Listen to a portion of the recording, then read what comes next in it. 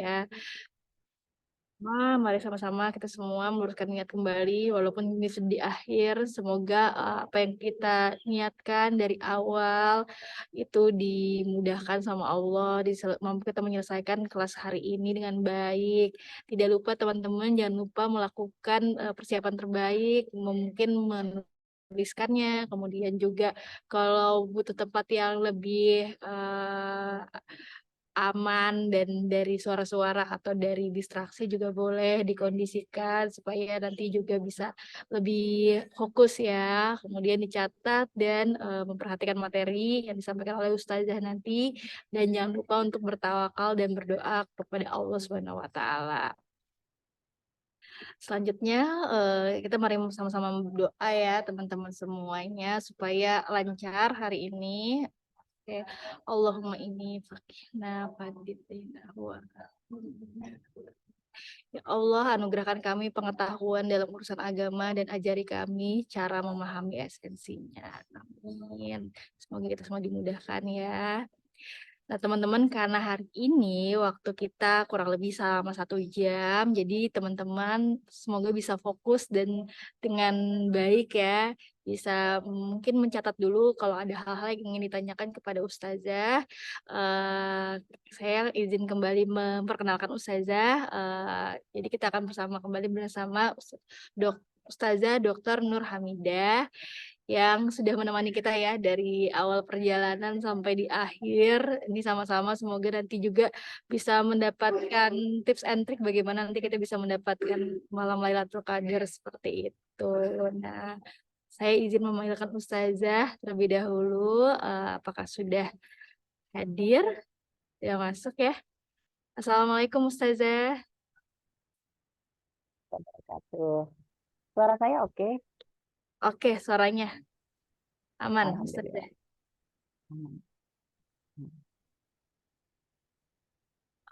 Oke. Agak nge-freeze ya Ustazah, sedikit di saya. Oh, oke. Ya. Hmm, coba deh. Saya juga gabung by handphone, tapi nanti mungkin apa suara aja kali by handphone. Oh, boleh, boleh Ustazah. Tunggu, tunggu, tunggu. Nah, Oke. saya biar aman sebentar. Saya mau ngirim filenya dulu di sini. Takutnya gangguan. Bentar, saya kirim file dulu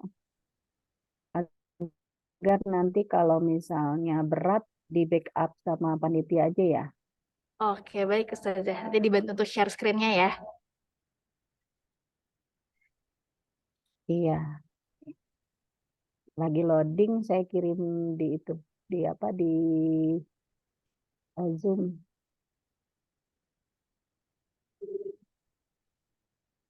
Oke, mungkin teman-teman juga bisa sambil bersiap ya kalau misalnya tadi masih ada bukunya atau mungkin alat tulisnya yang belum siap atau mungkin notes-nya di handphone dan lain-lain boleh dipersiapkan juga supaya nanti ketika materinya udah dimulai teman-teman bisa lebih fokus dan bisa mencatat poin-poin apa saja yang bisa jadi apa ya, pelajaran gitu ya buat teman-teman ke depannya sambil menunggu ustazah. Nah ini senang banget ya teman-teman semua bisa jadi juara bertahan nih ya dari awal sampai akhir 6 sesi bisa gabung terus, mungkin di tengah-tengah kesibukannya juga mungkin masih ada yang Sabtunya atau masih kerja gitu ya atau mungkin masih ada kuliah tapi mau menyempatkan hadir. Terima kasih. Semoga juga teman-teman bisa bermanfaat gitu ya ilmu yang didapatkan dari kegiatan-kegiatan kita selama 6 sesi ini. Dan juga teman-teman jangan lupa nih nanti bisa ikut way-nya juga supaya nanti juga bisa lebih bermanfaat ya ilmunya yang didapatkan selama ikut kegiatan ini ke teman-teman yang mungkin belum bisa bergabung di kegiatan kita.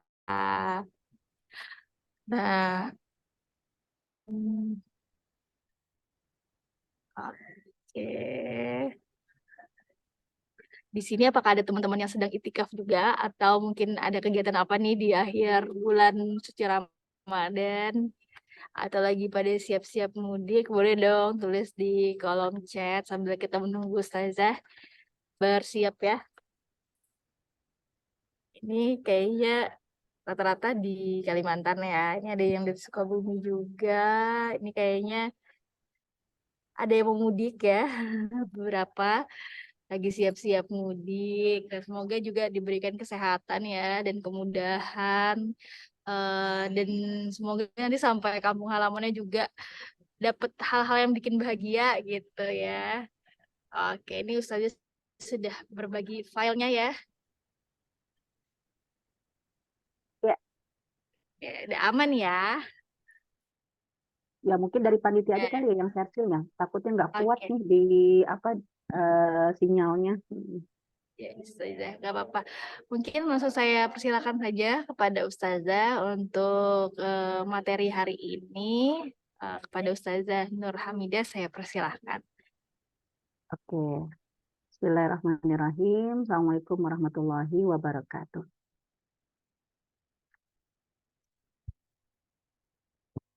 Suara saya kedengar?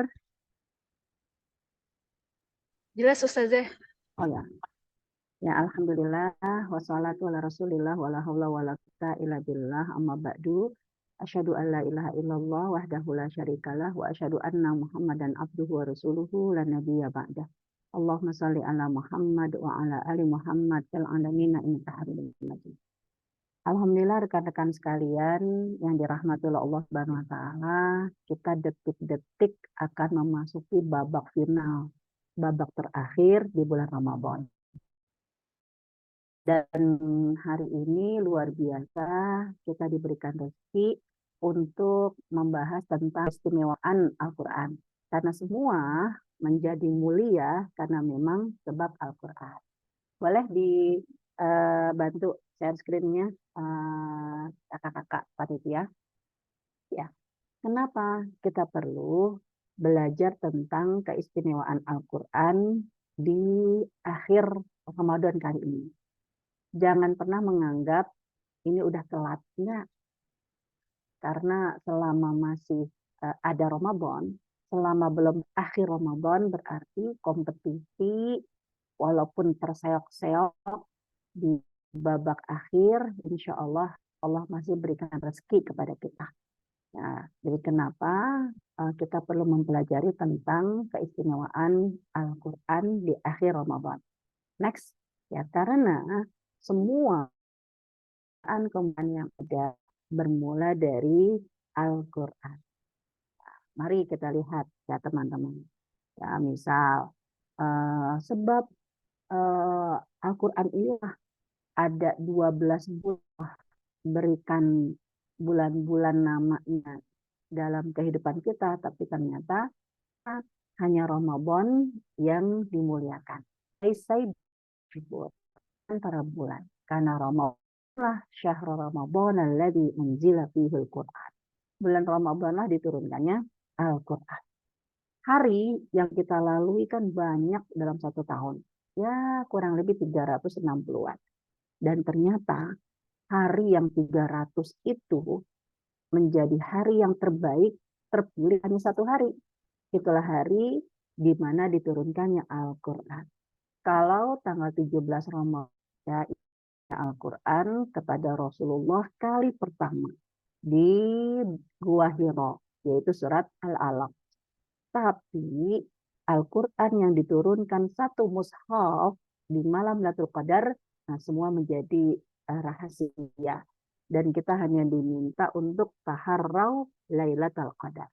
Ya, kita hanya diminta untuk mencari di malam Lailatul Qadar. Inilah momen-momen, jangan pernah menganggap kita telat karena masih ada 25 nanti malam, 27, 29. Malaikat kan banyak teman-teman, tapi ternyata malaikat yang menjadi pimpinan malaikat Jibril, karena malaikat Jibril yang diminta untuk membawa Al-Quran yang mulia kepada Nabi yang paling mulia dan juga di hari yang mulia, di bulan yang mulia. Itulah malaikat Jibril. Ya, Dan nabi kita lah nabi yang menerima Al-Quran sebagai khatimul anbiya dan menjadi akramal akramin, ya paling mulia. Umat kan banyak, ya, tapi ternyata dimanapun kapanpun kita berinteraksi dengan Al-Quran, maka kita pun menjadi umat yang paling mulia. Khaira ummah, umat yang terbaik. Nah, kemudian semua ini berarti apa? Kita diberi kesempatan untuk menjadi mulia karena kitalah yang dipercaya oleh Allah memegang dan memeluk serta mencintai Al-Quran. Next, berikutnya Kak. Seperti yang tadi saya sampaikan, karena Al-Quran itu diturunkan dua tahap. Tahap pertama yaitu diturunkannya surat Al-Qadar, inna anzalnahu fi lailatul qadar. Diturunkannya Al-Quran ini di malam Lailatul Qadar. Dari mulai Al-Fatihah sampai An-Nas itu satu mushaf, tapi tersimpan di Lauhil Mahfuz. Malam Lailatul Qadar menjadi malam rahasia. Kenapa? Karena Rasulullah hanya menyuruh carilah di 10 hari terakhir di malam-malam ganjil. Sedangkan ketika Allah menurunkan tahap yang kedua dari Lauhul Mahfuz ke Nabi Muhammad SAW dicicil 23 tahun. Tapi momen pertama kali yaitu surat Al-Alaq, ya Iqra ayat 1 sampai ayat 5. Dan kita pun diminta untuk memperingatinya di setiap tahun, setiap tanggal 17 Ramadan. Begitupun ketika Lailatul Qadar, kita diminta untuk mencarinya, bahkan antusias untuk meraihnya. Karena semua kemuliaan ini dimulai dari nuzulul Al-Quran. Next Kak. Semua ini karena memang Allah menurunkan kepada kita dengan dua sifat Allah, ya di surat Yasin. Tanzilal Aziz. Pertama, Allah menurunkan Al-Quran dengan sifat Allah yang aziz, maha perkasa. Kun fayakun, siapapun mudah ketika Allah berkehendak. Jangan pernah kita lala, jangan pernah kita pesimis, kayaknya mah kita, ya siapalah kita. Tidak, Allah aziz, Allah maha perkasa. Nah, dan itulah surat Al-Qadar. Ya, tapi kemudian ketika Allah menurunkan dengan sifat Allah Ar-Rahim, maha penyayang, ya karena tidak mungkin langsung drop ya satu mushaf, tapi dicicil sedikit demi sedikit.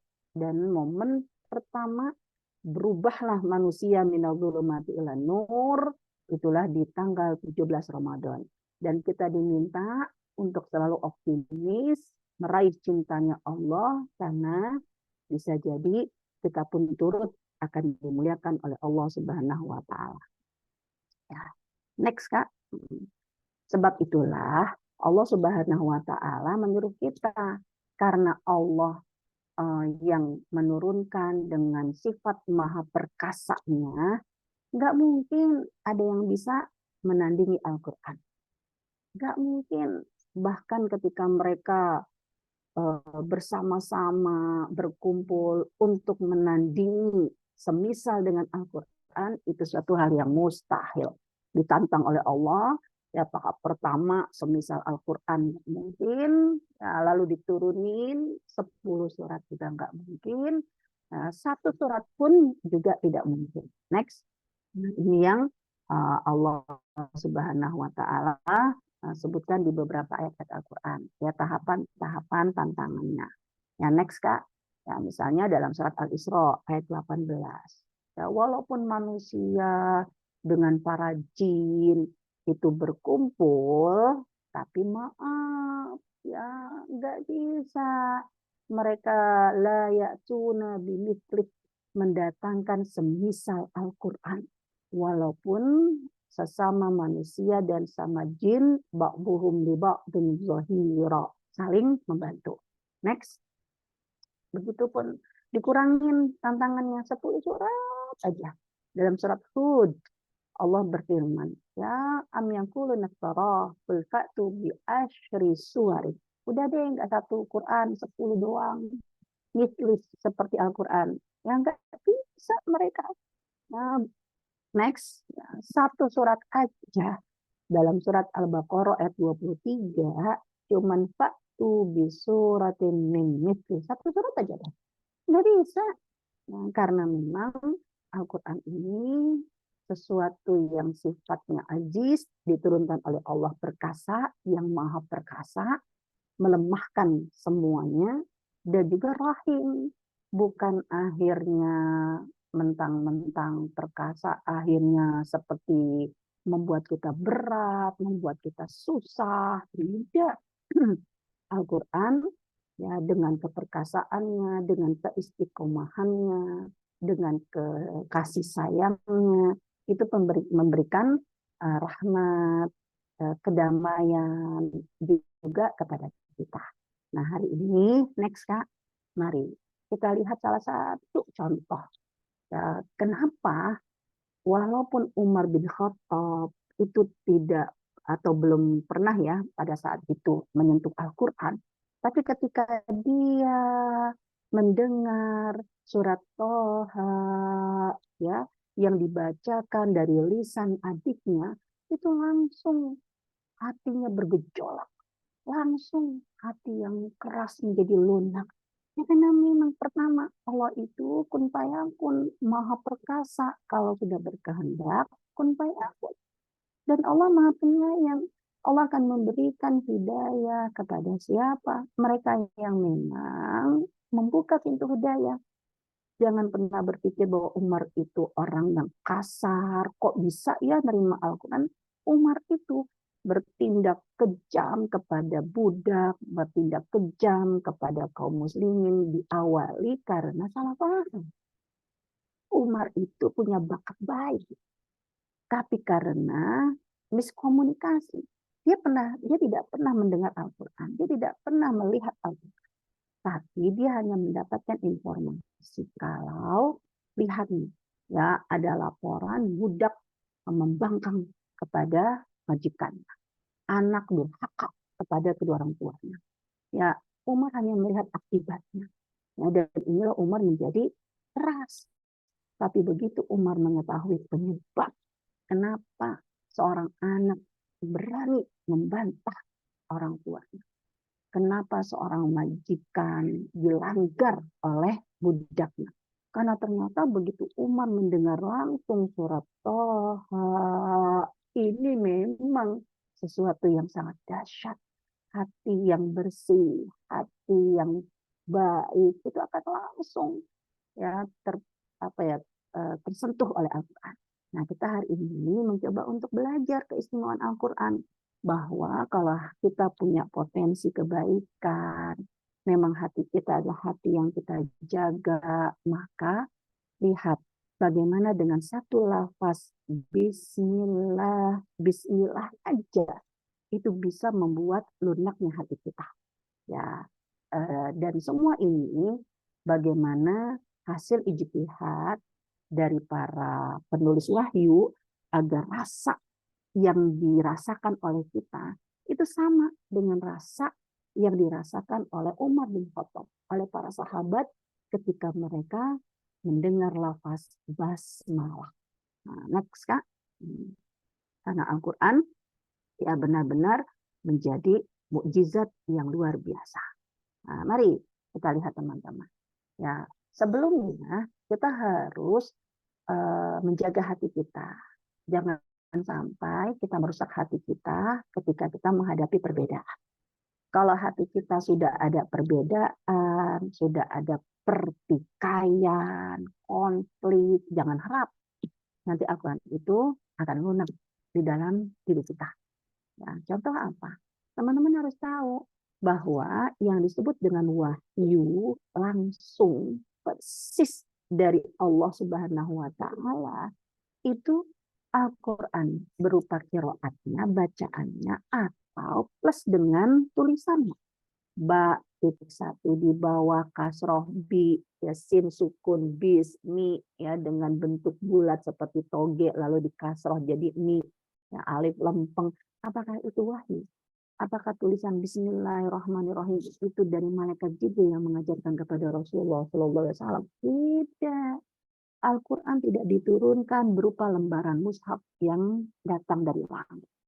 Al-Quran tidak diturunkan dengan cara malaikat Jibril mengajarkan tentang huruf-hurufnya. Al-Quran itu diturunkan kepada Rasulullah SAW berupa qiraat. Sanuqri'uka fala tansa. Dibacakan di Al-Quran agar kalian tidak lupa. Berarti malaikat Jibril hanya membacakan. Nabi Muhammad hanya mendengar. Itulah caranya Al-Quran itu diturunkan.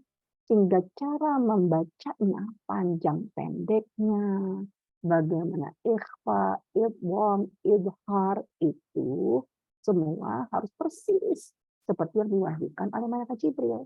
Sedangkan tulisan alif lempeng bak titik satu di bawah itu adalah hasil ijtihad para penulis wahyu. Jangan sampai hanya gara-gara kita tidak paham ini, Al-Quran tidak menyentuh hati kita. Kenapa? Karena saya pernah satu pengalaman memberikan mushaf amanah karena ada yang ingin menyumbang mushaf ke rumah-rumah Quran. Ini teleponnya apa? Maaf ya Ustazah, kita mah nggak nerima kalau bukan mushaf Rosem Usmani. Waduh, emosinya sampai bilang, Ustazah Quran saya salah ya. Ini gara-gara sotoy, sok tahu, akhirnya apa? Menyakiti seorang muhsinin, memberikan Al-Quran, menolak Al-Quran, menganggap Al-Qurannya bla bla bla bla bla. Padahal apa? Dia nggak paham bahwa yang namanya wahyu itu bukan penulisannya. Lembaran-lembaran mushaf cuma hasil karya para manusia. Nah, Quran mushaf, Quran digital, itu semua adalah hasil karya ya para kecerdasan manusia. Nah, yang perlu kita sekarang lunakkan hati kita bahwa yang penting membacanya itu semuanya harus sama. Namun bagaimana para ulama ketika mendesain tulisan alif lempeng bak titik di bawah ini menjadi salah satu pintu hidayah, pintu keistimewaan Al-Quran untuk menaklukkan hati manusia. Seperti apa? Next, Kak. Nah, teman-teman bisa lihat. Ya, jangan sampai ya kita terpedaya ya dengan tadi ya perbedaan. Karena kalau kita sudah terperdaya dengan perbedaan, nanti kita akan sering-sering melakukan kenistaan, menganggap Quran yang ada di Indonesia ada Quran palsu.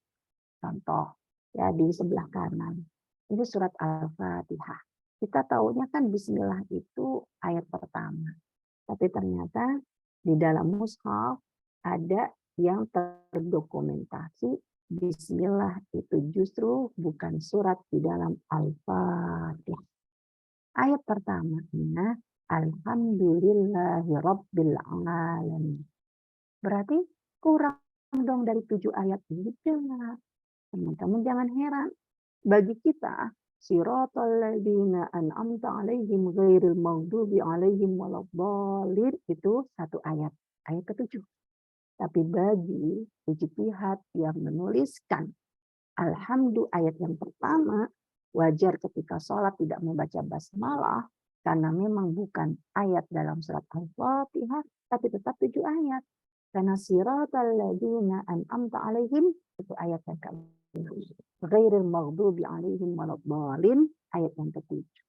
Dan menariknya, kalau teman-teman pegang mushaf Indonesia, MSI, mushaf standar Indonesia, itu di siratal ladzina an'amta 'alaihim, para ulama Indonesia sudah memberikan ijtihad, mengambil teori yang menggunakan tanda loh terbalik. Jadi kalau teman-teman lihat tuh ada tanda loh terbalik. Kenapa? Karena agar bangsa Indonesia kapanpun dimanapun kalau melihat tanda ini berarti jangan kaget, jangan buru-buru sewot karena ada teori yang di Quran lain ini adalah akhir ayat. Begitupun nih teman-teman yang di sebelah kiri.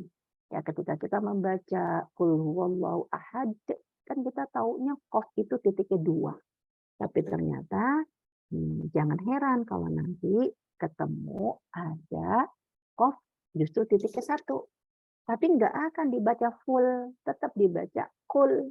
Kok kenapa ini bisa berbeda? Jangan dianggap ini Quran palsu. Ini adalah hasil ijtihad. Nah, terlepas dari itu semua, mari, kenapa Umar bin Khattab dan para sahabat mampu memasukkan Al-Quran di dalam sanubarinya sehingga hanya dengan lafaz basmalah benar-benar dahsyat perubahannya. Next, mari kita lihat.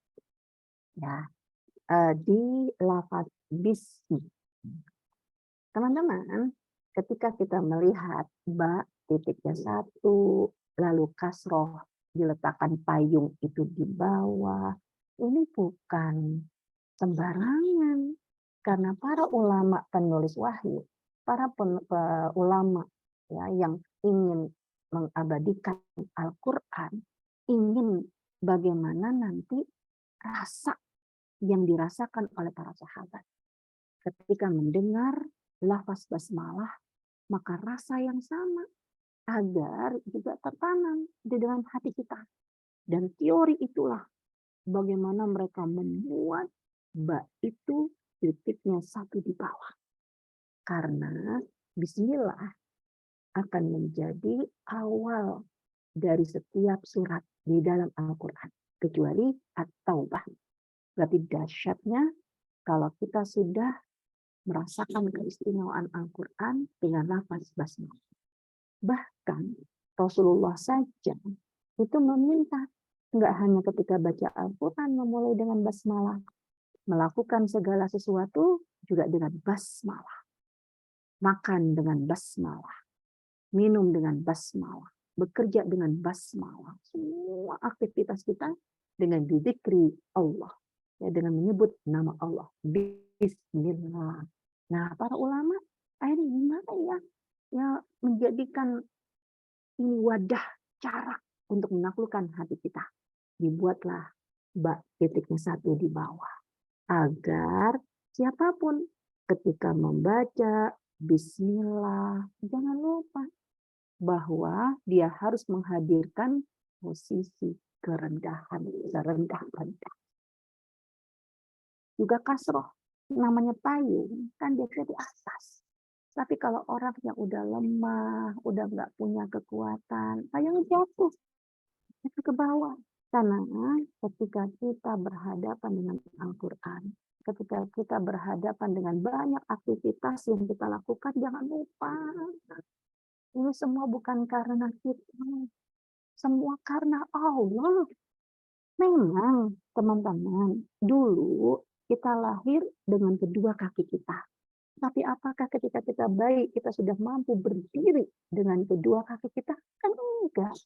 Benar, kita bekerja dengan 2 tangan kita. Kita berpikir dengan otak kita. Tapi apakah waktu kita lahir, kita mampu beraktivitas menggunakan 2 tangan kita?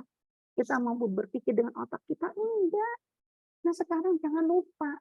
Kita mampu berdiri, kita mampu bekerja, kita mampu berpikir. Itu siapa yang memberikan kekuatan kepada kita? La haula wala quwata illa billah. Jadi ini yang ingin dihadirkan oleh para ulama. Bahwa apapun yang dilakukan oleh orang yang paham dengan keistimewaan Al-Quran. Al-Quran adalah petunjuk. Al-Quran adalah jalan hidup. Al-Quran adalah kebahagiaan. Al-Quran adalah sumber kemuliaan. Mulailah dengan titik kerendahan. Jangan kesombongan. Ba, bis, ismi. Ismi kan dari 2 kata. Bismi. Ba plus ismi. Nah, mari kita lebih detail lagi. Next, Kak. Ya. Nah, jadi ba titik di bawah agar Rasulullah menyuruh kita dalam memulai segala sesuatu ya dengan membaca bismillah, rasakan bahwa hanya Allah yang memberikan kekuatan kepada kita. Rasakanlah bahwa Allah lah yang selalu mengiringi langkah hidup kita bersama Allah, dengan Allah, dan hanya untuk Allah. Hindari semua kesombongan. Orang yang hatinya rendah seperti titik di huruf ba, seperti kasroh di bawah, nggak akan berani maksiat. Karena kemaksiatan berarti menantang Allah. Dan orang yang sombong itu akan masuk ke dalam neraka. Dan tidak mungkin masuk ke dalam surga. Seperti dalam surat Al-A'raf. Mustahilnya ontak masuk ke dalam lubang jarum. Hatta yalijal jamalu fi sammil khiyat. Wa kadzalika najzil mujrimin. Ya karena dia berbuat dosa. Karena kita disuruh untuk selalu membaca basmalah dalam setiap perbuatan-perbuatan kita yang baik-baik. Tapi basmalah tidak boleh dibaca ketika kita ingin melakukan kemaksiatan. Mau ngebohongin orang biar nggak ketahuan, bismillah aja. Mau nyontek biar nggak ketahuan, baca bismillah aja. Itu berarti menodai nama Allah. Dan itu rahasianya. Kenapa surat At-Taubah tidak boleh mengawali dengan basmalah. Hadirkan ini. Ini yang dilihat bagaimana efek hanya dengan bismillah benar-benar membuat para sahabat dahsyat kekuatan. Dia mampu menyerahkan seluruh hidupnya hanya kepada Allah. Dan inilah yang paling ditakuti oleh iblis, laknatullah. Mereka yang hanya bersandar hanya kepada Allah. Next. Ya. Lihat ya, bismillah bi plus ism. Di lafaz basmalah dihilangkan huruf alifnya. Berbeda dengan bismi di dalam surat Al-Alaq. Ya, Iqra bismi ada alifnya. Ini bukan tanpa maksud dalam kesempurnaan dan keistimewaan Al-Quran. Ini maksud yang sangat dahsyat. Kenapa? Karena setiap lafaz basmalah yang sering kita baca, hadirkan interaksi langsung antara kita dengan Allah. Tidak ada tabir antara kita dengan Allah. Kita akan meletakkan keikhlasan, bersandar hanya kepada Allah. Allah bersamaku, Allah melihatku, Allah menyaksikanku, Allah tidak pernah meninggalkanku. Karena Allah akan selalu menjaga hidupku. Nah, kalau ini sudah dihilangkan alifnya, interaksi langsung kita dengan Allah. Enggak ada orang yang gelisah, enggak ada orang yang tidak tenang. Tapi musibah yang besar sekalipun yang dia alami, dia punya keyakinan bahwa Allah akan selalu bersama dengan kita. Nah, ini salah satu dari keistimewaan.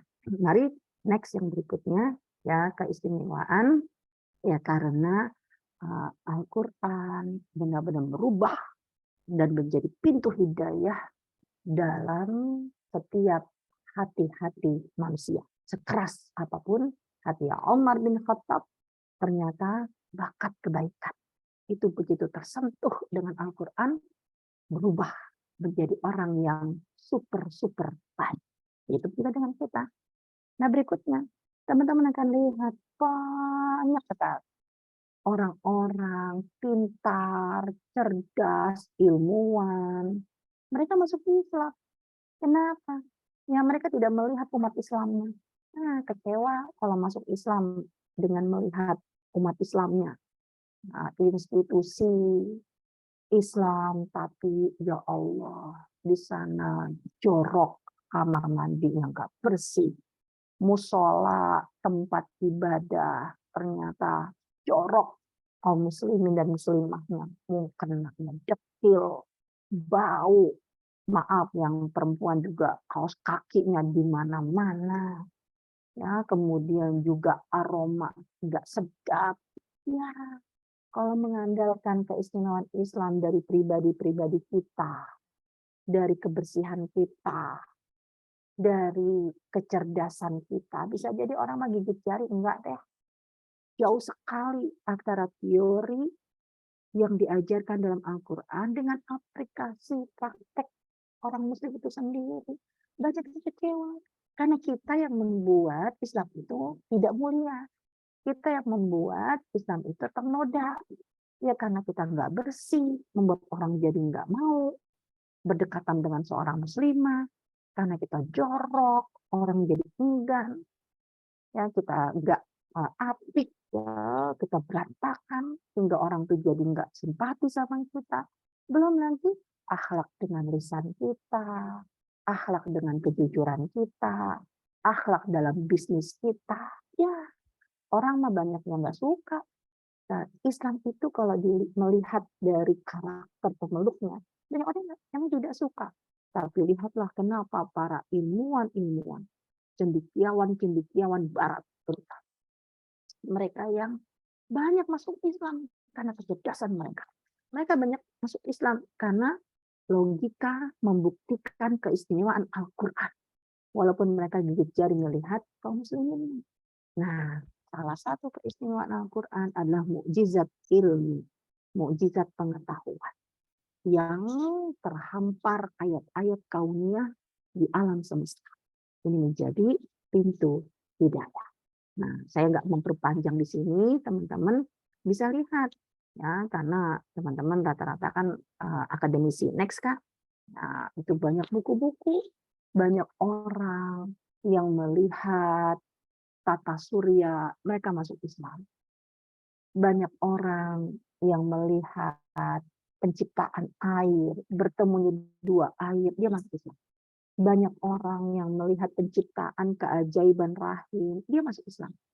Banyak orang yang melihat bagaimana tumbuhan bertasbih di dalam Al-Quran, dan itu sudah terbukti ya dengan gelombang suara yang mereka rekam. Masuk Islam. Kita begitu dekat dengan ayat-ayat Al-Quran, dan kita begitu bisa melihat dengan ayat-ayat kauniyah. Tapi kita tidak merasakan ada korelasi antara ayat kauniyah dengan ayat kauniyah. Ya karena memang kita sudah merasa di zona aman. Padahal banyak para ulama, banyak filosof, ya falsafat yang menyuruh kenali dirimu, maka kau akan kenal siapa Tuhan. Kenal alam semesta. Karena semua yang tercipta pasti menunjukkan ada sang pencipta. Semua yang teratur dan punya keteraturan pasti ada zat yang maha mengkal. Dan para cendekiawan-cendekiawan melihat itu semua menjadi mukjizat Al-Quran, keistimewaan Al-Quran. Kenapa kita malah menodai Al-Quran? Next kan? Nah, buku-bukunya banyak. Masalah waktu, semua websitenya juga ada. Teman-teman bisa nanti buka di website Pustaka Lajnah. Itu akan bertemu dengan ibu tentang keistimewaan Al-Quran. Karena luar biasa. Ya, baik itu dibaca, atau itu dilihat bentuk tulisannya, atau dibuktikan dengan sabda alam semesta, yang semuanya menunjukkan keistimewaan Al-Quran. Tinggal kita. Bagaimana next, Kak? Bagaimana tinggal kita? Ya, kitalah yang memulai. Ya, ayo. Ya, next terus mulai Ramadan tahun ini. Karena kita tahu tersisa tinggal ya berarti 6 hari. Karena nanti malam ke-25. Kalau hitungan ganjil tinggal 25, 27, 29. Ayo kita leburkan hidup kita. Karena siapa yang meleburkan hidupnya bahkan sampai matinya dengan Al-Quran, dia akan menjadi mulia. Teks-teks tentang kemuliaan, syafaat Al-Quran ini sudah seabrek-abrek di mana-mana itu. Allah punya keluarga. Padahal kita budak loh. Tapi ternyata Allah menganggap kita sebagai keluarga ketika kita ahlul Quran. Kita dikuasai oleh Al-Quran. Maka nanti Allah akan menjadikan kita keluarga. Yang namanya keluarga mendapatkan warisan, dapat waris Al-Quran, dapat waris surga Firdaus. Karena semua itu ya kita menjadi semangat ya untuk memiliki komitmen kita bahwa hidupku al-hayatu fi zilalil Quran. Ini hidupku di bawah Al-Quran adalah kenikmatan. La ya'rifuha illa man dzaqah. Gak ada yang merasakan kenikmatan hidup bersama Al-Quran kecuali kalau telah mencicipinya secara langsung. Nah, ayo ya kita dekatkan diri kita dengan Al-Quran dan kita hayati Al-Quran. Kita amalkan Al-Quran, apalagi momen-momen di akhir Ramadan, baik haid ataupun nifas, jangan pernah menjadi kendala untuk dekat dengan Al-Quran. Masalah membaca Al-Quran bisa khilafiyah, ada yang boleh, ada yang tidak boleh, tapi sesungguhnya hak Al-Quran tidak hanya dibaca. Bagi kalian, teman-teman yang haid, nggak mau baca Al-Quran, nggak apa-apa. Tapi ada hak Al-Quran yang lain sebagai petunjuk. Berarti apa? Kalau sebagai petunjuk, manfaatkan di akhir-akhir Ramadan ketika kita haid. Kita baca tafsir. Kita renungkan keajaiban-keajaiban semesta alam dalam mukjizat-mukjizat Al-Quran. Kita lihat, kita baca bagaimana kisah-kisah para sahabat berinteraksi dengan Al-Quran. Ini bagian dari Ihya'ul Quran, menghidupkan Al-Quran. Membaca, mungkin ada beberapa teman yang menganggap tidak mau karena tidak boleh, tidak apa-apa. Tapi interaksi jangan dikurangi.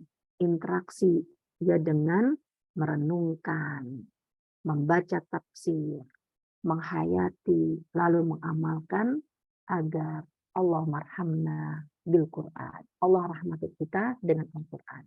Allah merzukna Lailatul Qadar. Allah memberikan rezeki kepada kita Lailatul Qadar. Allah merzukna ahlal Quran. Allah rezekikan kepada kita sebagai keluarga Al-Quran. Allah rezekikan kita karamat Al-Quran, syafaat Al-Quran, wal Quran untuk kita semuanya. Wallahu a'lam bishawab. Dari saya cukup sekian. Assalamualaikum warahmatullahi wabarakatuh. Waalaikumsalam warahmatullahi wabarakatuh. Jazakallahu khair Ustazah atas materinya, ini sangat-sangat agak berbeda gitu ya, terkait tentang bagaimana Al-Quran tuh mengajarkan kita kerendahan hati, ketenangan. Ternyata itu bukan hanya dari cerita-cerita yang terkandung di dalamnya, tapi dari mana cara penulisannya pun itu sudah mengajarkan kita bagaimana kita untuk hidup gitu, sebagai panduan hidup seperti itu Ustazah. Nah, ini juga udah ada pertanyaan yang masuk nih Ustazah, saya izin langsung membacakan ya. Siap. Oke. Ustazah, izin sharing terkait tentang anak nih Ustazah yang masih balita ya. Bagaimana cara mengajarkan ke anak yang masih usia 3 tahun untuk terbiasa dekat dengan Quran? Karena masih suka bermain. Bagaimana cara terbaik supaya anak di usia yang masih 3 tahun tersebut senang dengan interaksi terhadap Al-Quran? Ini dari anonim. Boleh Ustazah langsung dijawab dulu. Jazakumullah khair. Teman-teman, semua anak adalah bintang, bercahaya cemerlang.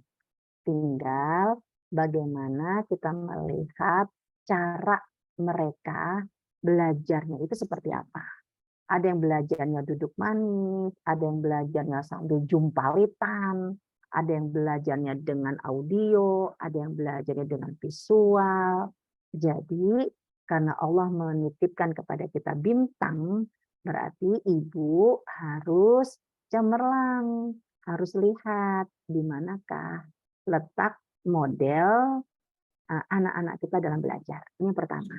Jangan menganggap anak yang jumpalitan berarti dia tidak belajar. Nah, yang kedua, harus yakin. Al-Quran, nanti kalau teman-teman baca atau di YouTube juga banyak itu. Para ilmuwan sains yang menemukan mukjizat bagaimana kecerdasan emosional, kecerdasan intelektual, itu dari Al-Quran. Ya, ketika didengarkan Al-Quran. Kenapa? Karena nanti gelombang otaknya itu akan hidup ya dengan ayat Al-Quran yang sering diperdengarkan. Paham atau enggak paham, tapi ada Al-Quran itu ya seperti air yang membuat padang pasir yang tandus, kering, ini akan sedikit demi sedikit menjadi basah, lalu tumbuh benih yang nanti lama-lama menjadi hijau. Ini kita harus yakin. Perdengarkan, walaupun dia sambil jumpalitan, rumah kita selalu dihiasi dengan murotal. Ya.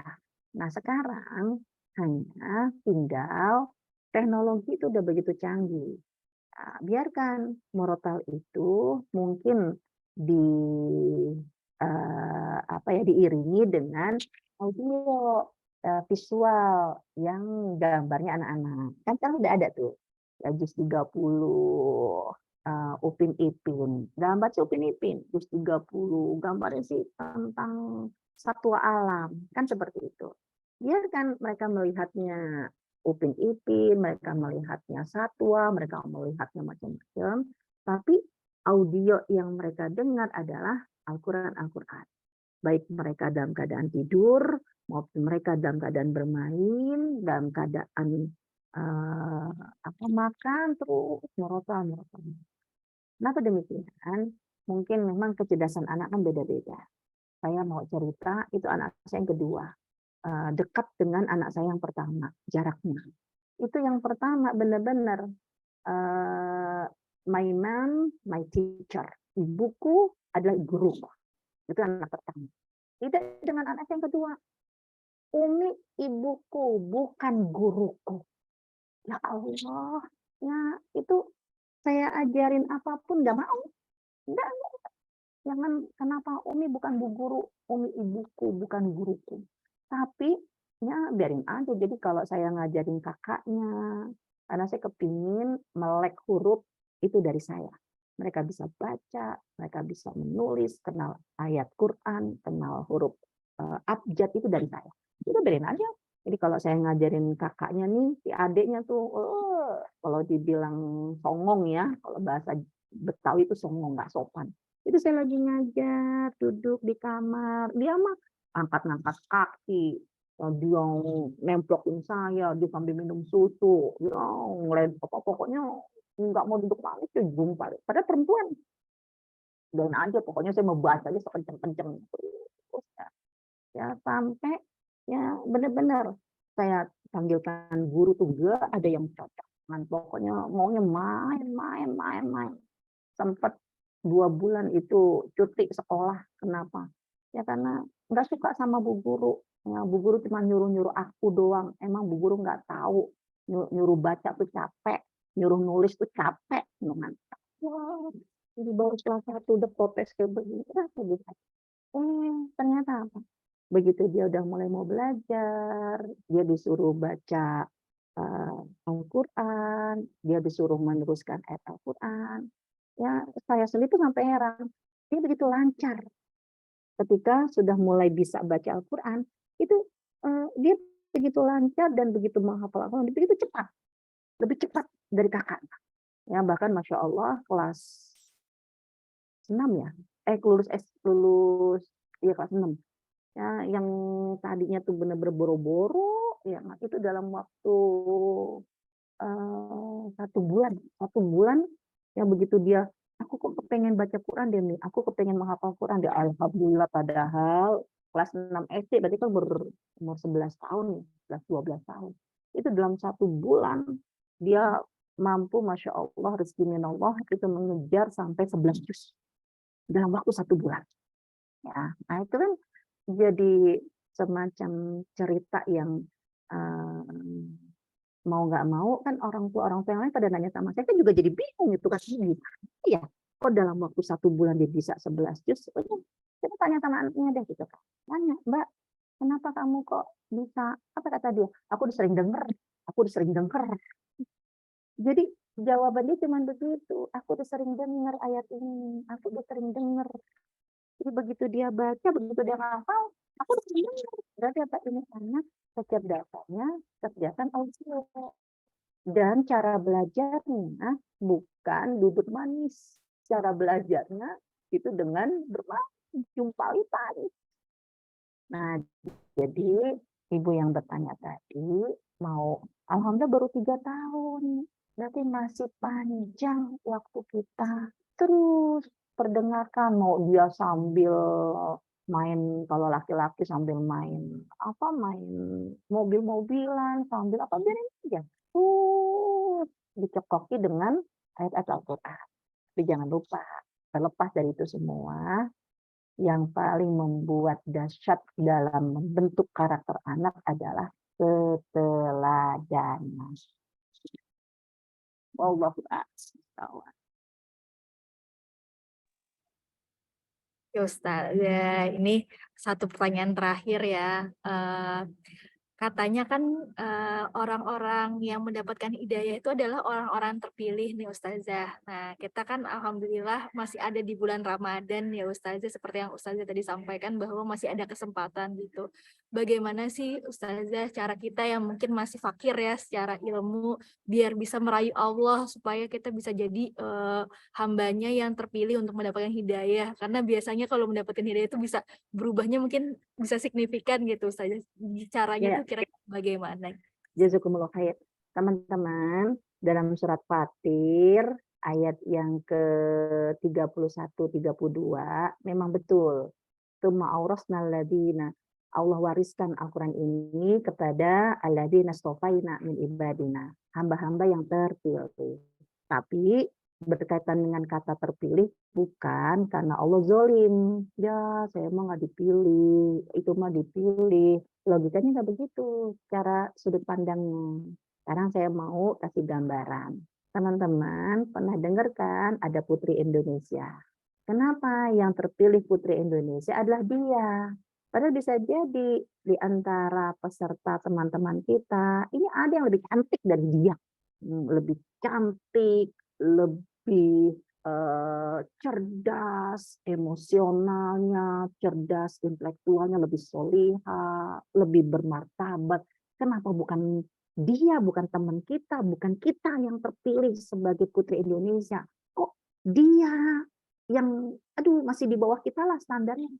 Pertanyaannya, ya kenapa bukan kita? Kok dia? Nah, bisa jadi pertanyaan apa? Daftar enggak? Kan gitu. Mau secantik apapun, mau secerdas apapun, kalau tidak daftar, bagaimana bisa dipilih? Begitupun kita. Hidayah itu akan memilih siapa yang sudah daftar. Salah satu daftarnya bagaimana? Jadilah orang baik. Jadilah hati yang bersih. Hati yang bersih. Hati yang baik. Itu modal. Karena hidayah itu akan masuknya ke dalam hati. Tapi kalau hatinya udah sombong, kok Umar bisa sih dipilih? Karena Umar sekeras apapun, sekali lagi tadi saya sampaikan, Umar tuh orang baik. Dia kenapa kejam dengan para budak? Karena dia nggak tahu alasan budak itu menolak para majikan, kan dia cuma tahu teori. Yang namanya budak harus nurut, yang namanya anak harus nurut. Tapi nggak tahu apa yang menyebabkan. Ternyata begitu Umar mendengar ini toh yang menyebabkan, ya baru Toha Umar yang sudah siap ingin membunuh Rasulullah langsung lemas. Karena Umar sudah mendaftar sebagai orang baik. Yang pertama. Terus yang kedua, bisa jadi hidayah itu karena sebab doa orang lain. Saya ngerasa ini teman-teman, kenapa saya pakai jilbab? Ya, menjadi orang yang fokus dengan agama. Padahal dulu, waktu saya SD, SMP, ya Allah, saya mah preman banget. Preman. Ya. Dan saya punya kakak. Ya, tahun 93 tuh dia sudah masuk UI. Itu kan bagi kita kan, waduh, UI itu masih di Salemba kan. Itu kayaknya kampus yang luar biasa. Ternyata apa? Kakak saya perempuan. Ya maksudnya fakultas kedokteran, ya program studi perawatan waktu itu masih gabung. Ya Allah, fotonya apa? Masuk gara-gara masuk UI pakai jilbab. Wah, saya tuh nggak suka banget. Kayak orang kampung pakai jilbab, kayak anak pesantren, kayaknya mau nodai UI lah gitu. Kita udah bangga-bangga sampai jujur saya nggak mau ketemu sama kakak saya. Nggak mau. Jadi kalau di jalan sisipan ya bertemu, saya nggak mau ketemu. Kenapa? Ya, kalau teman-teman itu kakak lo ya, kalau nggak deh, orang kampung. Sampai ya saya nggak mau. Tapi ternyata apa? Kenapa saya berubah? Karena ternyata begitu kita kumpul, doa-doa mereka. Melihat saya anti, nggak suka, sebel, nggak mau deket. Ternyata kakak-kakak saya, teman-temannya, itu bukan malah ibaratnya mengutuk saya. Tapi mereka mendoakan. Jadi bisa jadi kita pun dapat hidayah karena doa orang. Jangan pelit juga kita mendoakan orang-orang yang kita cintai, terutama di Ramadan kali ini. 11 bulan berikutnya nasib kita. 83 tahun, 1000 bulan berikutnya adalah nasib kita tergantung ya, akhir. Siapkan dengan doa-doa yang terbaik. Masya Allah Ustazah, ini benar-benar kena ya. Mungkin kadang-kadang kita paling susah katanya berdakwah tuh kepada keluarga terdekat gitu ya. Jadi hidayahnya mungkin kita duluan atau mungkin keluarga duluan, tapi jangan bosan untuk saling mendoakan gitu. Apalagi udah mendekati akhir Ramadan ini, pergunakan ya kesempatan ini supaya bisa ya meraih Allah, supaya orang-orang di sekitar kita bisa sama-sama gitu. Allah kasih kemudahan untuk mendapatkan hidayah juga. Wah, ini ternyata sudah masuk jam 10.24 di waktu Indonesia Tengah, Ustazah.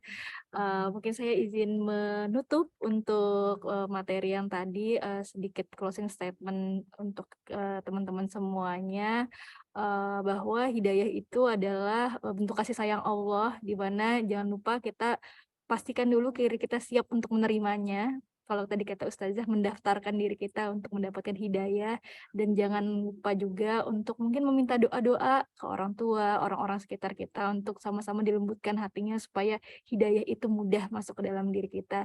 Dan jangan lupa juga untuk mendekatkan diri kepada Al-Quran, karena Al-Quran itu pedoman hidup dan juga semua yang kita butuhkan untuk ketenangan jiwa, segala ilmu yang kita butuhkan tuh ada di dalam Al-Quran. Seperti itu. Mungkin terakhir dari Ustazah mungkin ya, sebagai penutup sesi, ini udah sesi ke-6, Alhamdulillah Ustazah, mungkin juga bisa dari sesi ini ataupun dari keseluruhan sesi mungkin bisa disampaikan juga closing statement-nya. Silahkan Ustazah.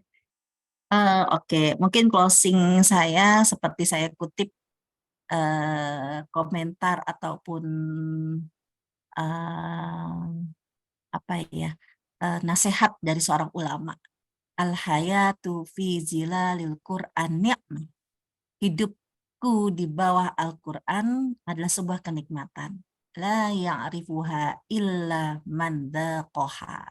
Tidak ada yang bisa menikmati kenikmatan itu kecuali siapapun yang telah mencicipinya secara langsung. Cicipilah Al-Quran. Dia akan memberikan kenikmatan yang tidak bisa dirasakan oleh siapapun juga. Wallahu a'lam bishawab. Barakallahu fikum. Ustazah, terima kasih banyak untuk segalanya atas materinya yang telah disampaikan. Kita sama-sama tutup pertemuan terakhir kita. Insya Allah semoga kita dipertemukan kembali ke bulan Ramadan selanjutnya. Mari kita sama-sama menutup dengan doa kafaratul majelis. Subhanakallahumma wa bihamdika asyhadu an la ilaha illa anta astaghfiruka wa atubu ilaik. Jazakillah khair teman-teman semua. Mohon Ustazah, maaf semuanya, pamit semuanya. Ya, iya, Ustazah. Assalamualaikum. Waalaikumsalam warahmatullahi wabarakatuh. Terima kasih banyak teman-teman semuanya. Semoga lancar akhir Ramadannya ya. Amin. Jangan lupa nanti juga di-update ya terkait tentang materi-materi untuk giveaway-nya.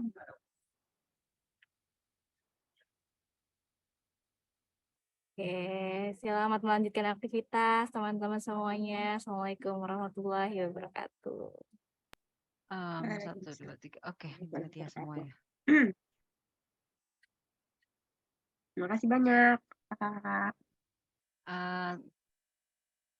Alhamdulillah, kita udah di penghujung acara ya, teman-teman. Masya Allah, terima kasih yang sudah konsisten dari hari pertama hingga hari akhir.